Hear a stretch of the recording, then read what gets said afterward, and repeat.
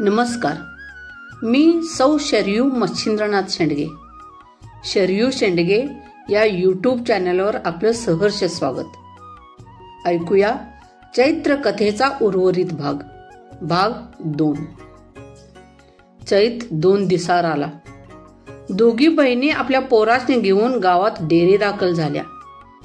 तसं गावातल्या जवळपास समध्या माघारण्या माहेरपणाला चैताला आल्या होत्या. घरांच्या रंगरंगोटीनं अख्खं गाव नवकोरं दिसायला लागलं. समध्या बाया बापड्या आपापल्या घरातनी कामाला लागल्या होत्या.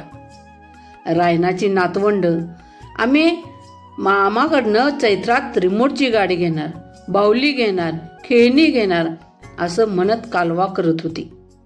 पण रायनाचं डोळं मात्र लखण्याच्या वाटकडे लागलं होतं. घर रंगवायचं राहिलं होतं. बाजाराचा पत्ता नव्हता. मोलमजुरीच्या पैशातनं घरात गोळा झालेल्या पोरीबाळींच्या पोटाला काय घालायचं याची चिंता तिला लागून राहिली होती. आईकडे बघून पोरी आतल्या आत आवंडा गिळत होत्या आणि लखण्या येणारच या आशेनं आईची समजूत काढत होत्या. अगं आय, एवढी जीवाची घालमेल का बरं करून घेती यास? काय तर काम निघलं असेल त्याचं. येईल त्यो औंदा, त्यो काय राहायचा नाही बघ. थोरल्या सुलानं रायनाची समजूत काढली. अगं वय, पर आता पतूर त्यो यायला पाहिजे होता. घरातली समधीच कामं खोळंबल्या ती. 2 दिवसावर चैत आला या आणि ह्यो आमासने असं लोंबकळत ठेवतो या. रायनानं आपलं मन रिकामं केलं. रात्री रायनानं भात शिजवला. जुंधळ्याच्या पिठाचा झुणका गरगटला. पोरीसनी नातवंडासनी खायला घातलं आणि दाटी वाटीनं समधी झोपली. सकाळी 6 वाजता रायनाच्या घरावर थाप पडली. तिनं दार उघडलं. लखण्या, त्याची बायको छाया आणि त्यांची 2 पोरं भल्या मोठ्या बॅगा घेऊन घरात आली. सगळं घर आनंदून गेलं. मामा आला, मामा आला पोरांनी एकच गलका केला. रायनाचा जीव भांड्यात पडला. पोरीसनी बी बरं वाटलं. अरे इतका काय येळ लावलास? धाकट्या चंदानं विचारलं. अगं मालकाकडं थोडं काम अडकलं होतं.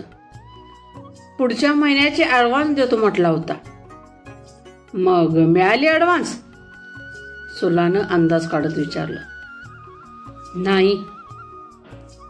मामा मला कापडं आणलास? मामा मला झगा आणलास? मामा मला मुंबईस ना काय काय आणलंस? पोरं एका परास एक प्रश्न विचारत होते. अरे आधी पाणी तर द्या मला. लखण्या खेक कसला. तसा भपकन आंबट वास समध्या घरात पसरला. रायनानं काय ओळखायचं ते ओळखलं. तिनं पोरासनी खुनूनच गप बसवलं. पोरं हिरमुसली. बहिणी नाराज झाल्या, पण तिने तसं दाखवलं नाही. पप्पा बॅग उघडू? लखण्याच्या थोरल्या पोरग्यानं परवानगी मागितली. थांब, तुला जमायचं नाही, मीच उघडतो असं म्हणत लखण्यानं बॅग उघडली. समध्या नजरा बॅगेवर खेळल्या. बॅगेतनं फॅनची पाती, एक छोटा रेडिओ, जुन्या साड्या काढल्या. त्यातल्याच 2 बऱ्यापैकी साड्या बहिणींच्या दिशेनं भिरकावल्या. रायनाच्या डोळ्यात पाणी मावत नव्हतं. ती काय सुधीक बोलली नाही. सुलाचं चंदाचं तोंड मेल्याहून मेल्यासारखं झालं होतं. रायनाला लखण्याची खोड चांगलीच माहिती होती. माग असंच एकदा पांडबा मेल्यावर दुःख सांडाय रायनाला लखण्यानं मुंबईला नेलं होतं. आज लुगडं आणतो, उद्या आणतो असं म्हणत 15 दिवस ढकललं.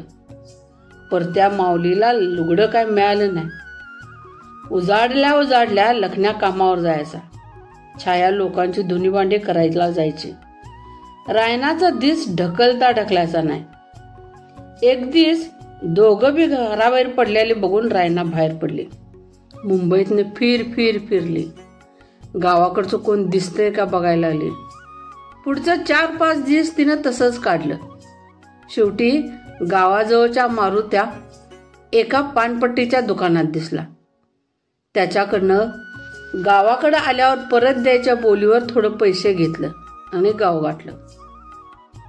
पर लखन्या तरी काय करणार, त्याला मुंबई लांबनच चांगली दिसली होती. दारू सुटता सुटत नव्हती. भाडेकरू म्हणून आजवर दिस काढलं. पोरं शिकत होती ते छायाच्या जीवावर. त्याचा पगार त्यालाच पुरत नव्हता. रायनानं आवंडा गेला. छायानं आपल्याकडचं 200 रुपये रायनाला बाजार करायला दिलं. तिनं डाळ, गूळ, तेल, साबण, सोडा सगळं आणलं. उद्या चैत म्हटल्यावर रात्रीच चुलीवर पोळ्यासाठी डाळ घातली. ननंद भाऊजाने रात्र जागून पोळ्या लाटल्या. आज लई दिसाने पोळ्यांचा खमंग वास घरातनं दरवळला. सकाळी समध्यांच्या आंघोळी आटपल्या. पोरांनी जुनीच कापडं अंगावर चढवली. गल्लीतल्या दंडवता मागणं देवळावर पोरं गेली. 12 वाजलं. पालखी उठली. गावातली समधी माणसं देवळाकडे जाऊ लागली. तशी रायनानं लखन्याला हाळी दिली. अरे लखन, उठ की आता, पालखी उठल्या म्हण.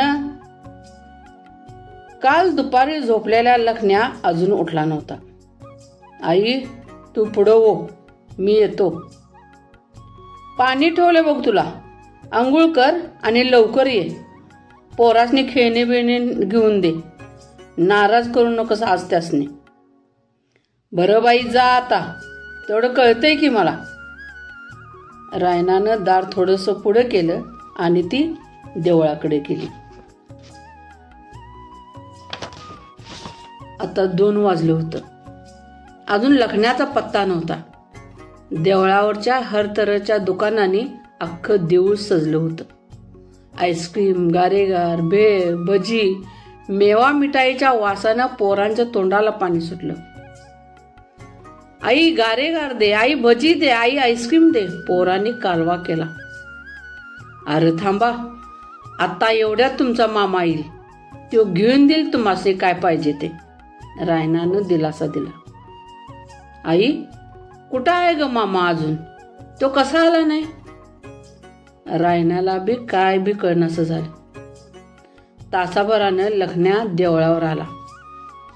रात्री इस्त्री करून आणलेला पांढरा शर्ट गुलालानं लाल भडक झाला होता.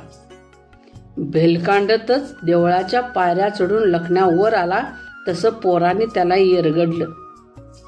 मामा गारेगार दे, मामा भजी दे, मामा आईस्क्रीम दे.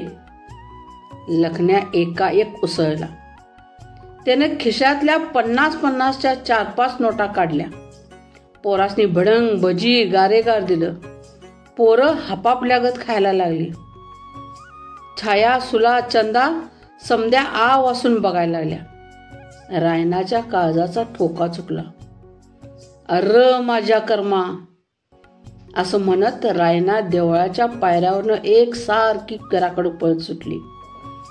चैतातली समधी माणसं रायनाकडे बघायला लागली. अनेक विचारांनी तिच्या डोसक्यात घर केलं होतं. आजूबाजूच्या माणसाकडं, बाया बापड्याकडं रायनाचं लक्ष नव्हतं. ती घरात गेली. घरातली समधी भांडी अस्ताव्यस्त पडली होती. काल जोडलेल्या फॅनचा आणि रेडिओचा मागमूस नव्हता. मोठी भांडी, जुन्या साड्या घरात कुठंच दिसत नव्हत्या.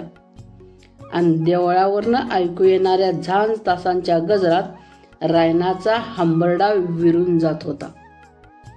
धन्यवाद.